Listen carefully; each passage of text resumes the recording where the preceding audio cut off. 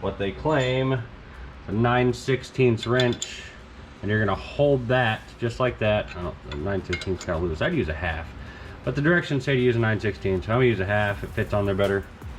I'm gonna hold this still. I'm gonna tighten that bolt down, and you want the orientation to stay about like this, okay? Because you've got these 90-degree like ball and socket style joints that are going to go into that, and they're going to mount up here like this.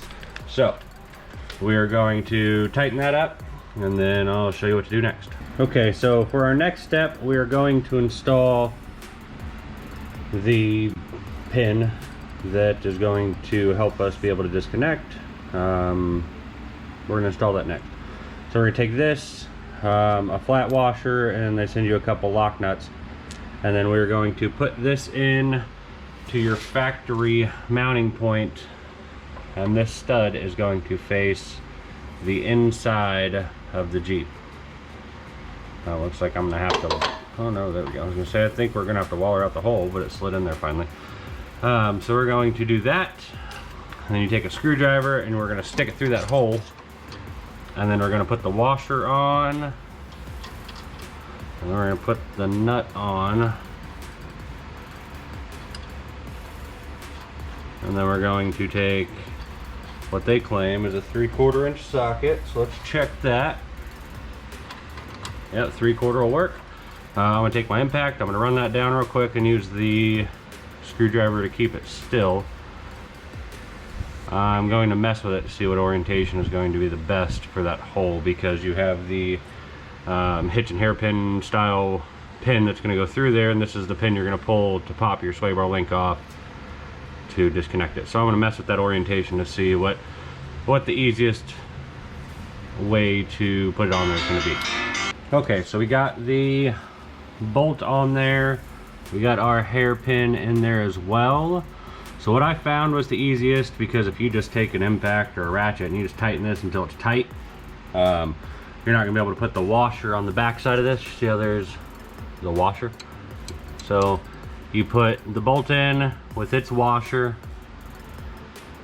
put the nut over top of it, run it down a little bit to get it started, and then throw the washer on this side with your hitch and hairpin in it, and just tighten this slowly until you have a little bit of resistance, because you want this to be, you want this to be kind of pretty sturdy here. I'm just going to wiggle a little bit, but you want to be able to get this in and out, because if you just run this down, that pin's not going to go in and out because the washer is not going to give you enough clearance. So you want to make sure that you put the pin in there while you're tightening this to make sure that you get it so you can actually disassemble it properly. I've got mine so there's just a little bit of resistance. I'm going to have to pull back on the washer when I put that pin in there, but that's the way I want it, so that way when I drive it on the highway it's secured. Okay, so the directions said to adjust the bar to 11 1/4 inches from top to bottom. Basically, run that down until it don't move no more. So yours probably won't look like this, because I'm in the middle of doing a Mountain Vista Fab steering brace here too, and I had to take this tire off to get that side on, so I just thought I'd start this video too. So our next step is going to be the brackets. So I know they're in the package, but there you go. They're the brackets that are going to mount these when they're off. So this is going to stay bolted on all the time.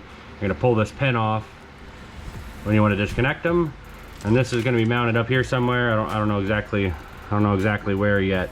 It's going to be mounted up here, and then it's just going to slide onto this little end. You put your hairpin in there. Your sway bar is going to go up here instead of to your axle, allowing your axle to drop and give you some extra travel. So I'm going to do that next. What we're going to do is we're going to take this pin out after this is all bolted up. So we're going to take this pin out. We're going to rotate the sway bar link up. I'm going to find out where we need to mount this. We got to drill a couple holes wherever we're going to put it. Say we put it here, theoretically speaking. We're going to drill a couple holes here, and then they give us some self-tapping bolts that you have to drill a 1/4 inch pilot hole and you screw these into it. So that's what I'm gonna do next. All right, so I got one side of this sway bar on. This is what your link's gonna look like. I still need to drill the holes for the bracket, but this is more like what you're gonna be looking at whenever you bolt the sway bar link on. So let me disconnect this. Let me get the bracket up there, and I will show you how we're going to do that and where I'm going to put it. Okay, so we got passenger side on, driver side on. This is what it's going to look like when it's finished. So we got our sway bar length. It was adjusted to 11 1/4 inches, which, like I said, is just basically running the top down until you get resistance. I got everything on there. You got your hitch and hairpin there on the end, and that's where I ended up mounting the bracket. So whenever you disconnect it, you just fold it up there, put your pin in that hole, and that's what holds it up out of the way.